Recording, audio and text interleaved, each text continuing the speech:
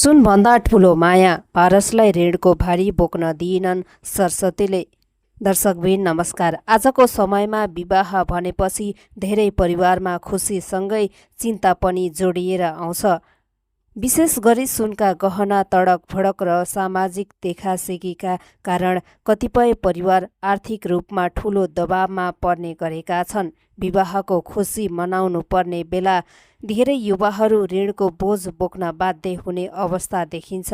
यही परिवेशमा समाजसेवी पत्रकार पारस भट्टराई र उनकी जीवन सङ्गिनी सरस्वती पौडेलको विवाहले धेरैका लागि सकारात्मक सन्देश दिएको छ। कुनै सम्बन्धको मूल्य सुनको तोलले होइन, एक अर्काप्रतिको विश्वास, सम्मान र समझदारीले मापन हुन्छ भन्ने उदाहरण सरस्वतीले प्रस्तुत गरेकी छिन्।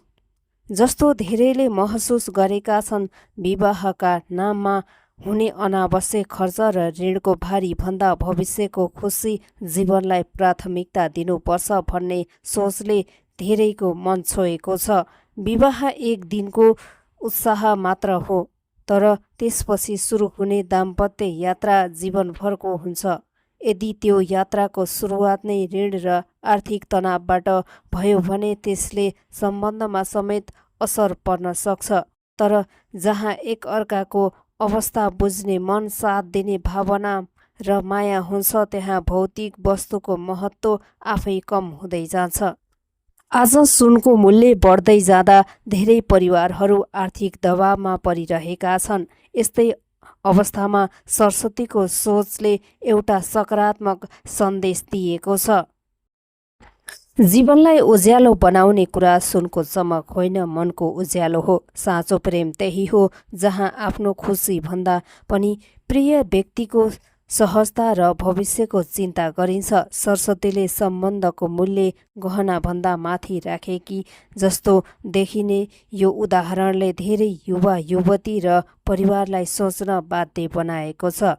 आज सामाजिक सञ्जालमा धेरैले यही भावना व्यक्त गरिरहेका छन्। सुन हराउन सक्छ, गहना पुराना हुन सक्छन्, तर माया, सम्मान र समझदारीले बनेको सम्बन्ध जीवनभर चम्किरहन्छ।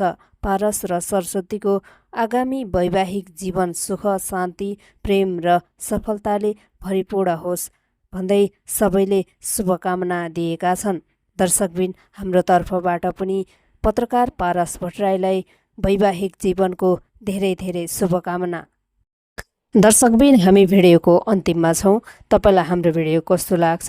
जस्तो लाग्छ त्यस्तै सुझाव, सल्लाह अनि प्रतिक्रिया दिन भने नभुल्नुहोला।